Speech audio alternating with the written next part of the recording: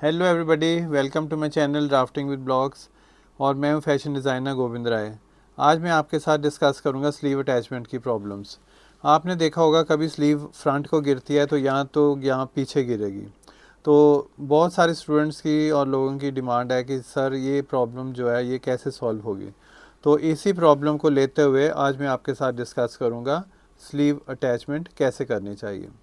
तो इसके लिए सबसे पहले आप देखिए कि जो स्लीव का ये जो जहाँ से गुलाई शुरू होती है वहाँ पे हमने एक यहाँ से लेकर के इधर बस्ट वाली लाइन तक सीधी लाइन लगा देनी है। तो ये देखिए आप, ये होगा तकरीबन 6 सेंटीमीटर। तो 6 सेंटीमीटर रखते हुए आपने ये 2 पॉइंट्स लगा देने ऐसे करके। तो इनको बोलते हैं, ये मार्क लगा देना जिसको हम कहते हैं फ्रंट पिच पॉइंट्स। तो इसी तरह बैक पे हमने ये पिच पॉइंट्स लगाने हैं जिनको हम कहते हैं बैक पिच पॉइंट्स। तो ये कैसे लगाते हैं, ये देखिए। बैक से 10 सेंटीमीटर नीचे, ये कि अगर मैं ये स्ट्रेट लाइन लगाऊं तो यहाँ से लेकर के तो यहाँ जहाँ पे 10 आ रहा है वहाँ तक सीधी मैं एक लाइन लगाऊंगा, क्रॉस बैक वाली लाइन पे लगाऊंगा इसको मैं। तो ये 2 पॉइंट्स इंडिकेट करते हैं, ये होगा बैक पिच पॉइंट्स। तो फ्रंट पिच पॉइंट्स भी हमने लगा दिए, बैक पिच पॉइंट्स भी लगा दिए। इन्हीं पॉइंट्स को अब हमने ट्रांसफ़र करना है स्लीव पैटर्न के ऊपर। स्लीव पैटर्न के ऊपर ये देखिए फ्रंट पिच पॉइंट्स। तो जहाँ पे ये फ्रंट ऐसे ये जो मार्क आ रहा है उधर हमने इसको निशान लगा देना है। और फिर देखिए बाकी की स्लीव जो है बिल्कुल सेंटर में मैच कर रही है। तो ये हो गया फ्रंट पिच पॉइंट और फ्रंट स्लीव की अटैचमेंट। तो बैक पिच पॉइंट ऐसे स्टार्ट करेंगे, बैक से यहाँ से स्टार्ट करेंगे, यहाँ से फिर ये पॉइंट्स दोनों मैच करेंगे तो ऐसे लेके आएंगे। तो इसी तरह घुमाते हुए स्लीव को ये देखना कि ये बिल्कुल यहाँ पे फिनिश हो रही है।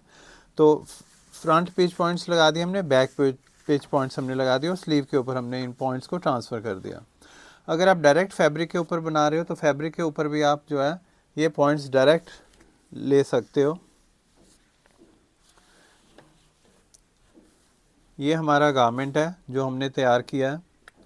तो यहाँ से सीधी लाइन लगाइए और जहाँ पे 6 सेंटीमीटर आ रहा है वहाँ पे हमने 2 निशान लगा देने हैं और इसका हो गया नाम फ्रंट पिच पॉइंट्स। तो इसी तरह बैक पिच पॉइंट्स। तो बैक के ऊपर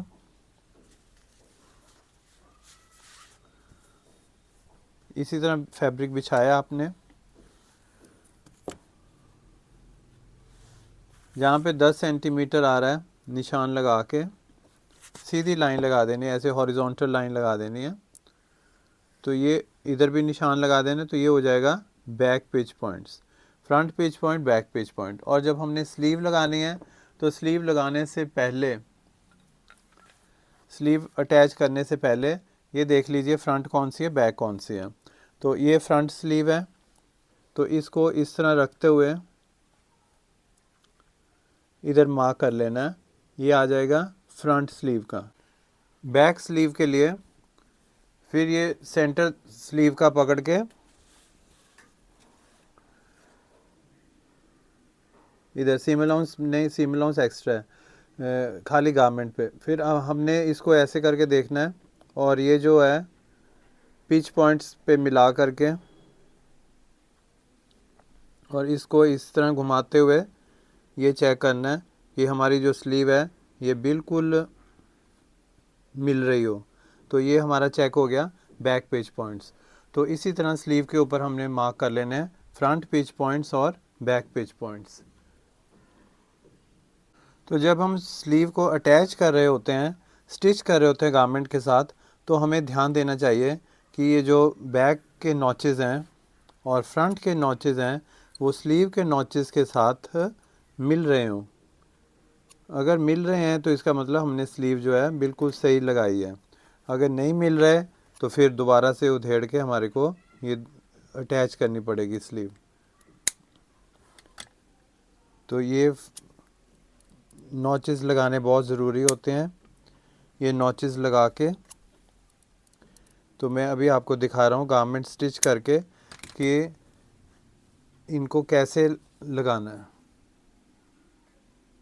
अब फ्रंट और बैक दोनों को मिला करके शोल्डर सीम से हमने स्टिच करना शुरू कर देना है।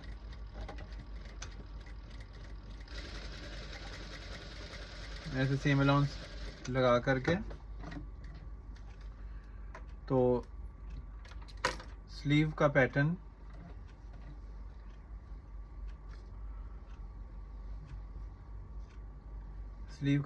इस तरह रखेंगे। फ्रंट के साथ जोड़ देंगे और स्टिच कर लेंगे।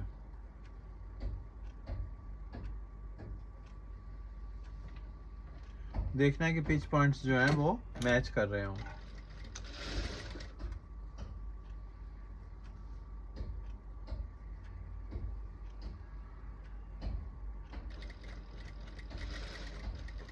ये देखिए बिल्कुल मैच कर रहे हैं दोनों। ये जो पॉइंट्स हैं, पिच पॉइंट्स हैं, फ्रंट के पिच पॉइंट्स हैं, दोनों मैच कर रहे हैं। तो इसका मतलब हम स्लीव जो है सही तरीके से लगा रहे हैं। जब हम स्लीव लगा रहे होते हैं तो ये देखना होता है कि ये जो गारमेंट का जो हिस्सा है इसको हमने थोड़ा सा स्ट्रेच करना होता है और स्लीव को बिल्कुल ढीले छोड़ना होता है, क्योंकि स्लीव हमेशा उससे बड़ी रहती है, थोड़ी सी बड़ी रहती है। गारमेंट के आर्म होल से स्लीव थोड़ी सी बड़ी रहती है। तो इसको बिल्कुल ताकि खींच ना पड़े और बिल्कुल आराम से ऐसे स्टिच करना होता है। और इसको इस तरह ऐसे मिलाते मिलाते ये देखिए ये पिच पॉइंट्स दोनों मिल गए, ये और ये दोनों पिच पॉइंट्स जो हैं बड़े आसानी से मिल गए।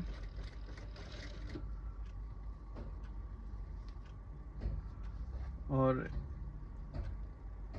इसको थोड़ा सा खींच के और इसको थोड़ा सा ढीला छोड़ना होता है, क्योंकि राउंड शेप में स्टिचिंग करनी होती है।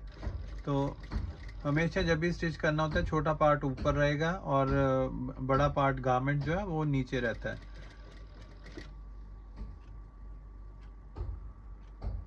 तो इस तरह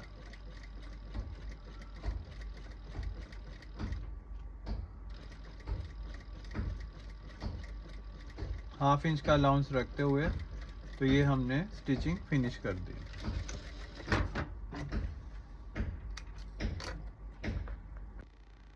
हल्के हल्के थोड़े थोड़े कट्स लगा देंगे जहाँ भी राउंड पोर्शन आता है।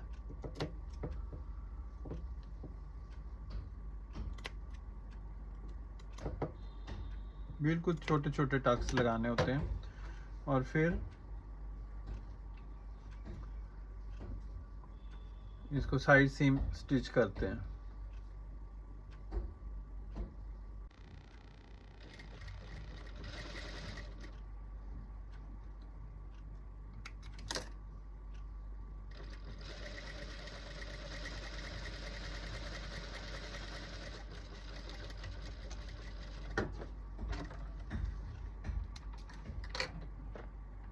ये देखिए स्लीव की कितनी अच्छी फॉल आई है, ना आगे को झुक रही है ना पीछे को झुक रही है।